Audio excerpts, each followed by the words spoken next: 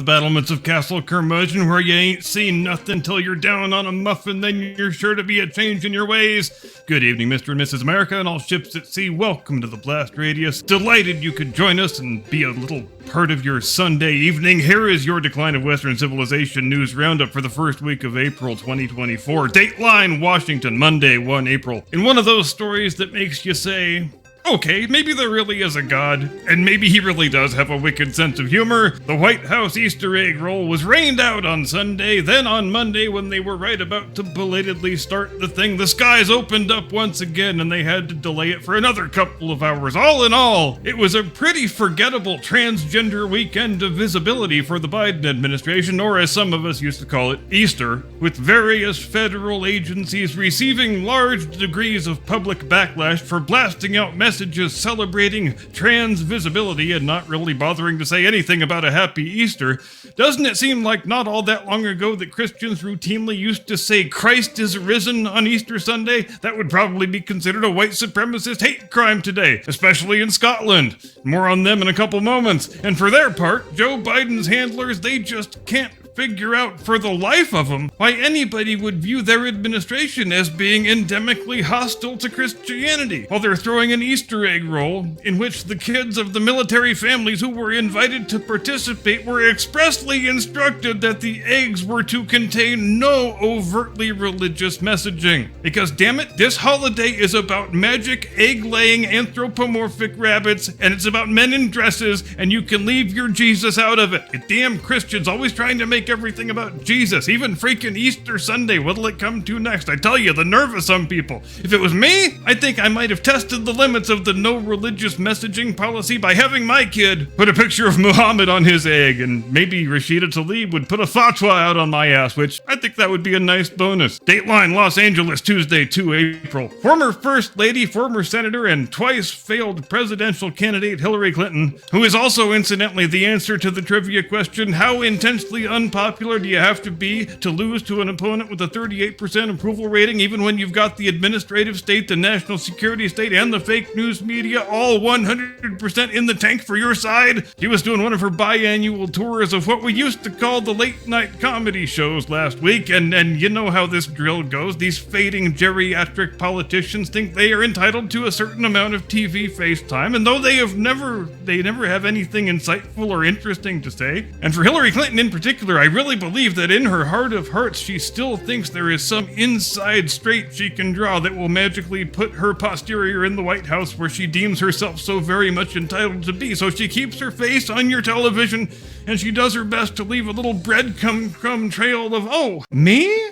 Well, I don't know. I suppose I would have to consider it if I were asked to serve in some capacity, but honestly, the thought, it just never crossed my mind. I'm just here doing the Seth Meyers and Jimmy Kimmel shows because I am such a huge fan of the idiom of late night comedy, don't you know? But for Mr. and Mrs. America out in filthy flyover country, when Hillary Clinton inevitably pops back up on their TV like that Christmas house guest who still hasn't left by the start of April, you know what they mostly think? They mostly think, wow, she actually manages to get more unlikable as the years go by. What an upset that is. If you're Hillary Clinton, your version of youth voter outreach is to go on the Steve Colbert show and tell young voters that they should shut the hell up and get over themselves and go and vote for the 900-year-old half-desiccated Democrat, because you were supposed to shut up and vote Democrat and stop being so goddamn insolent and disrespectful of your elders. And you know what you damn well better not do? You better not respond to one of Hillary's screechy finger-wagging harangues by rolling your eyes and saying, okay, boomer, because she will arc inside your punk ass just as soon as look at you.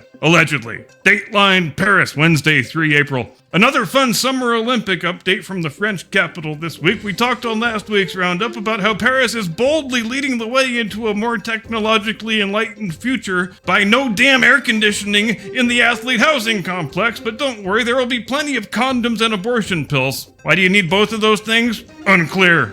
But I ain't no fancy scientist, so don't ask me. And now, this week brings the news that just like every other Olympic host city, and also San Francisco when there's a brutal communist dictator who happens to be coming to town for a visit, Paris is going full Potemkin village in advance of this year's Olympiad. Because it's not easy.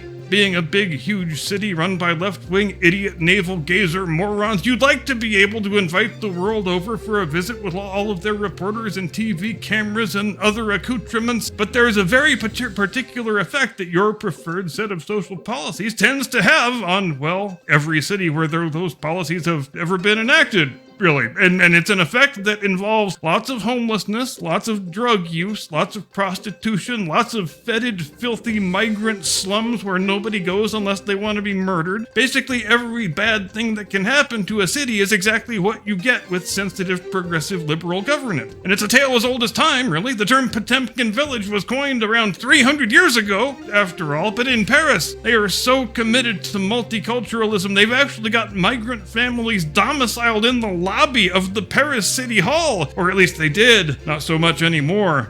But I guess cities and towns all over France can expect busloads of edifying multiculturalism to be arriving from Paris in the coming days and weeks, and I'm sure they are all looking very much forward to it indeed. Dateline Brussels, Thursday, 4 April. NATO celebrated its 75th anniversary this week, and you'll all have to forgive me for not offering you a slice of cake. Now, if you're a normal person with a functioning prefrontal cortex, you might find yourself asking, wait, why is NATO having a 75th anniversary when the Cold War ended 33 goddamn years ago? And why is it still seeking to expand its territory when it was supposed to be a purely defensive alliance that was guarding against a threat that ceased to exist decades ago? And ladies and gentlemen, if your correspondent knew a good answer to either of those questions, he would not hesitate to clue you fine people in and let you know about it, but he doesn't. So he can't. And now, because the main thrust of U.S. foreign policy seems to be that we should blunder ourselves into a third world war by pretty much any means necessary,